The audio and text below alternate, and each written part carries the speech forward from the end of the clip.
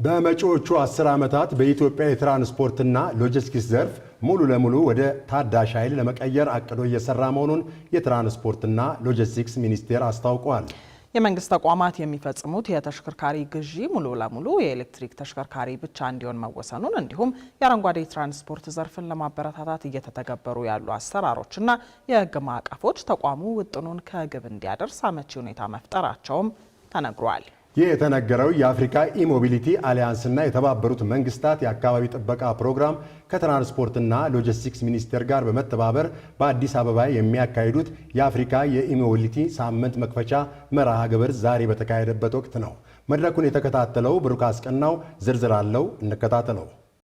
የኤሌክትሪክ ተሽከርካሪዎችን ለማስተዋወቅና በስፋት እንዲመረቱ ለማድረግ በመላ አፍሪካ እየተንቀሳቀሰ የሚሰራው የአፍሪካ ኢሞቢሊቲ ጥምረትና የተባበሩት መንግስታት የአካባቢ ጥበቃ ፕሮግራም ከትራንስፖርትና ሎጂስቲክስ ሚኒስቴር ጋር በመተባበር በአዲስ አበባ የሚያካሂዱት የአፍሪካ ኢሞቢሊቲ ሳምንት ዛሬ በይፋ ተከፍቷል። ከዚህ ቀደም በደቡብ አፍሪካና ኬንያ የተካሄደው መርሃ ግብሩ አሁን ለሶስተኛ ጊዜ በኢትዮጵያ እየተካሄደ ሲሆን በአፍሪካ የአረንጓዴ ትራንስፖርት ዘርፍ ከፍተኛ አመራሮች፣ ዘርፉ ላይ የሚሰሩ ፖሊሲ አውጪዎች፣ ተመራማሪዎችና የግሉ ዘርፍ በጋራ የሚመክሩበት መድረክ ነው ተብሏል። በመርሃ ግብሩ ላይም የኢትዮጵያ ትራንስፖርትና ሎጂስቲክስ ዘርፍ በሀገሪቱ መመረት በማይችል የነዳጅ ኃይል ላይ ጥገኛ ሆኖ በመቆየቱ በዓመት እስከ $6 ቢሊዮን ወጪ ከመውጣቱም በላይ የግብይት ሂደቱ ለህገወጥ ዝውውርና ጥቁር ገበያ የተጋለጠ እንዲሁም አሉታዊ የአየር ንብረት ተጽዕኖ የሚያሳድር መሆኑ ተነግሯል። በመሆኑም መንግስት ተሽከርካሪዎችን ወደ ኤሌክትሪክና ወደ ሌሎች የታዳሽ ኃይል አማራጮች ለማዘዋወር የተለያዩ ማበረታቻዎችና የግብር ቅነሳዎችን ማድረጉ ነው የተገለጸው። ሀገር ውስጥ የሚገጣጠሙ ከሆነ ከቀረጥ ነጻ ተደርጓል።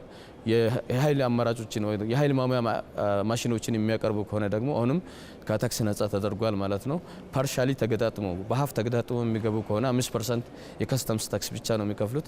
ሙሉ በሙሉ ተገጣጥሞ የሚገቡ ከሆነ 15% ነው የሚከፍሉት ማለት ነው። በአሁኑ በስትራቴጂው ላይ ደግሞ ከታርጋ ጀምሮ ኤሌክትሪክ መኪናዎችን የሚጠቀሙ አረንጓዴ ታርጋ ይለጥፋሉ።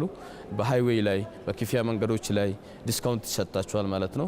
የተለያዩ ፋይናንሻል ያልሆኑ ማበረታቻዎችን በመዘርጋት ዘርፉ አስተማማኝ የሆነ ትግበራ ውስጥ እንዲያልፍ እያደረገ ይገኛል የኢትዮጵያ መንግስት። እንዲሁም እስከ 90% የኤሌክትሪክ ኃይል አቅርቦት ከውሃ ኃይል የሚመነጭ በመሆኑ የኤሌክትሪክ ተሽከርካሪ ተጠቃሚዎች ተሽከርካሪያቸውን ለማንቀሳቀስ በሰዓት የሚጠቀሙት ኪሎዋት $0.02 የሚገመት ሲሆን ይህም በዓለም ዝቅተኛ ዋጋ በመሆን ከነዳጅ ተጠቃሚ ተሽከርካሪዎች ጋር ሲነጻጸር እስከ 60% ቅናሽ እንደሚኖረው ተገልጿል። ኢትዮጵያ በነዳጅ የሚሰሩ ተሽከርካሪዎችን ወደ ሀገሯ እንዳይገቡ በማገድ በዓለም ቀዳሚዋ ሀገር መሆኗ በተነገረበት መድረክ ላይ በቀጣዮቹ 5 ዓመታት እስከ 500,000 የኤሌክትሪክ ተሽከርካሪዎችን ወደ ሀገር ውስጥ ለማስገባትና በ10 ዓመታት ውስጥ ደግሞ ወደ ሀገር ቤት የሚገቡ ተሽከርካሪዎችን 99% ለማድረስ እየተሰራ ነው ተብሏል። አብዛኛው የነዳጅ ትኩረት የለንም ማለት ነው። ነዳጅ የሚጠቀሙ ተሽከርካሪዎች ትኩረት ዜሮ የሆነ ነው የሚሄደው ማለት ነው። ያሉትን ደግሞ በጊዜ ሂደት ውስጥ ወደ ኤሌክትሪክ የመቀየር ወደ ናቹራል ጋዝ የመቀየር ስራዎችንም ስታንዳርድ አስድቀናል። መመሪያ ላይ እየሰራን ያለነው ለዛም ኢንሴንቲቭ ፓኬጅ እየዘረጋን ያለነው ያሉንን ስቶክም ወደ እነዛ ነው የምንቀይረው ማለት ነው እና ከውጭ የምናስገባውን ብቻ ሳይሆን በአገር ውስጥ ያሉትን ካቴጎሪዎችንም ወደ ታዳሽ ኃይል ነው የምንቀይረው ማለት ነው እና አት ኤንድ ኦፍ 5 years ሙሉ በሙሉ ታዳሽ ኃይል የሚጠቀም ዘርፍ ይኖረናል።